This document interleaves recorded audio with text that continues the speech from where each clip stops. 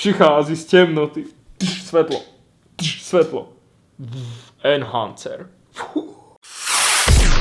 Zišli sme sa tu všetci s radosťou pri ďalších otázkach na telo. No minule som rozmýšľal, že jak mám začínať. Obdivujem moderátorov a všetkých ostatných, čo vedia začínať na novo vždy inak. Takže ja začínam jednoducho. Servus, poďme na ďalšie otázky.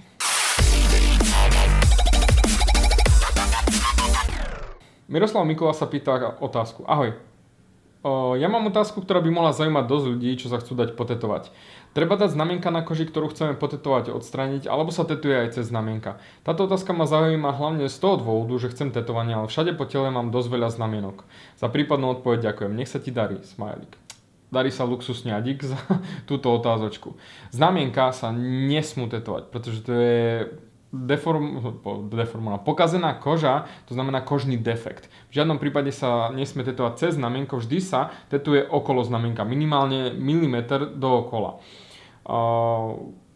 Sranda na tom je to, že tí ľudia, čo majú veľa znamienok, majú veľký problém s motívom, pretože tie znamienka, keď sa poobchádzajú, tak ten motív je, nazvime to, v úvodzovkách pokazený.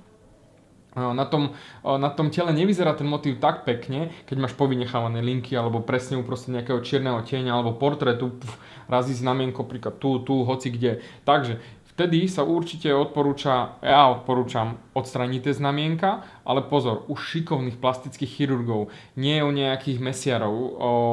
Ja mám napríklad na sebe odstraňovanie tiež znamienka a bol som bohužiaľ u mesiara a rozviazalo sa mi napríklad ten uzlík, čo bolo zaviazaná ranka a vytvorila sa keloidná jazva pod tým. To znamená, veľmi škaredo to vyzerá. A cez jazvy sa netetuje, keďže som to už rozprával v predošlom videjku. Dosť to kazí celý dojem. Takže motív samozrejme vždy treba prispôsobiť znamienkam, alebo jednoducho dať si ich čo najviac odstraniť, alebo vybrať miesto, kde nie sú tie znamienka. Určite to zmákne tvoj tater, ktorý bude na teba navrhovať motív, len jednoducho v žiadnom prípade nie do znamienok. To určite nie. Xartov Agar, super meno, pýta sa. By som sa opýtať, aký máš názor na doktorov, ktorí majú tetovanie. O 2 roky dokončím doktorát a chcel by som mať tetovanie. Bude mať problém pri zamestnávaní? Táto otázka došla zase znova aj v iných formách a je to krása. Je to z jednej strany problém, z druhej strany nie je problém. Závisí od toho, ako sa na to pozeráš. Ak ideš pracovať medzi nejakú ťažkú geriatriu, ktorý jednoducho sa pozná, potetovaný basa, úplne hrúza, ty medzi nám znechoď, tak bohužiaľ máš problém, keď budeš potetovaný. Ale ak ideš do nejakej normálnej spoločnosti, kde naozaj sú už, a nie že progresívni ľudia, ale vidia to tetovanie ako umenie a nedáš si samozrejme na seba vytetovať nejakú pečiatku, ako u nejakého šitného tatéra, podobný nejaký bordel, ktorý bude vyzerať rozpustený škaredo, tak potom nebude žiadny problém. Ja osobne som už tetoval právnikov, riaditeľku banky, doktora som ešte asi netetoval žiadneho, ale všetky možné rôzne pozície od vedúcich v elektrárniach až po upratovačky. Fakt, naozaj absolútne všetko. Nesmieš si robiť z toho velikánsku hlavu. Ja osobne zastávam názor. Ak by ma z práce vyhodili kvôli tetovaniu, tak v tej práci nechcem pracovať v žiadnom prípade. Ja by som povedal jednu vec. Tetovanie neznižuje moju výkonnosť v žiadnom prípade. Takže, daj sa potetovať, nechaj si správnu krásnu kerku si daj spraviť a buď na ňu hrdý do konca života. Ja keby som videl doktora, ktorý je potetovaný, jednoznačne myslím, kde si parádničko, kto ti to spravil? Hneď, high five. No jednoducho je pán. Nesral sa so spoločnosťou, vy máte tetovanie, neviete ma ošetriť. By som sa na tom pobavil, takže idi do toho, daj si spraviť krásnu kerku.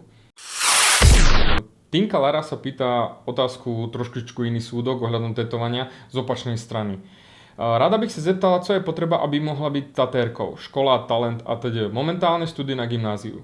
No, talent je totálne nutný. O škole je to trošku diskutabilné. Čisto z toho dôvodu, že v Čechách fungujú úplne iné právne normy, ktoré predpisujú alebo definujú, kto môže tetovať, ako môže tetovať. Na Slovensku to máme totálne jednoduché. Tetovať môže každý, kto si zoberie strojček, ihlu a rije do tela. Bohužiaľ je to tak, pretože nemáme žiadny nejaký kontrolný orgán, ktorý by mohol definovať, že tetovanie, kto má byť, kto nemá byť, kto to môže robiť, kto to nemôže robiť. Neexistuje nič také. Keďže u nás je živnosť ohľadom tetovania a piercingu ohlasovacia, nepotrebuješ na to žiadny papier. žiadnu prax, nič, jednoducho nabehneš na živnostenský úrad, spravíš si hygienické minimum a tada, tetuješ. Čo je samozrejme ale problém. A tomu problému ja chcem predísť a preto som vymyslel školu tetovania, kde učím ľudí, ako tetovať všetky veci tak, ako sa patrí. Aby to nebolo len, že kúpil som si strojček nejaký lacný z Číny s nejakými grcnými farbami a ideme to pumpovať do ľudí, nejakú ortuť, nejaké hnusné kadmium a super, skvelé. A ideme sa učiť na ľuďoch. Preto, keď chce niekto poriadne sa naučiť, ako tetovať, nech si nájde ten správny kurz. Ale nie vyskúšať a hurá, ideme do toho. Samozrejme, izbových taterov bude vždy veľa, vždy, každý nejak začína, to neodsudzujem. Ale ide o to, treba vedieť, ako tetovať. To znamená, nie je hanba nevedieť tetovať. Je hanba nechcieť sa naučiť tetovať. Takisto aj ty. Idi do toho, študuj, vyštuduj si gymnázium, nájdi si správne taterské štúdio, ktoré ponúka ten kurz, ktorý ti naozaj bude sedieť na mieru, ktorý ti ponúkne to, čo potrebuješ. Samozrejme, nech to sedie podľa právnych noriem tam u vás v Českej republike a idi do toho. Ak si za tým naozaj stojíš, bude z teba skvelá taterka. Ale ak to chceš len oskúšať, len tak, co bych delala, kdybych si delala, nie. Netetuj. OK? A na všetkých ostatných snažte sa čo najkrajšie kerky robiť. Snažte sa tomu venovať, doštudujte si. YouTube je plný všetkého možného, všetky otázky sú tam zodpovedané. Treba len hľadať, ako tetujú ostatní ľudia. Čiže nie, ideme skúšať na ľuďoch. Najprv pozrieť si, naučiť sa a potom na ľudí. Ďakujem za všetky otázky, ktoré ste mi poslali. Som neskutočne nadšený moment odvolať, vložiť, nie, zrušiť. Veľmi sa teším, že ste mi to všetko napísali. Píšte ďalej, vždy s radosťou odpovedám na všetko nové, čo príde. Moc sa teším, jo. Píšte a do ďalšej relácii naschledanou. Chlapka. Jak ich privítam?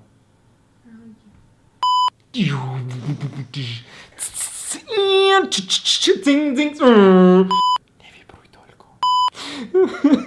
Sorry. Všetci traja. Noty. Svetlo.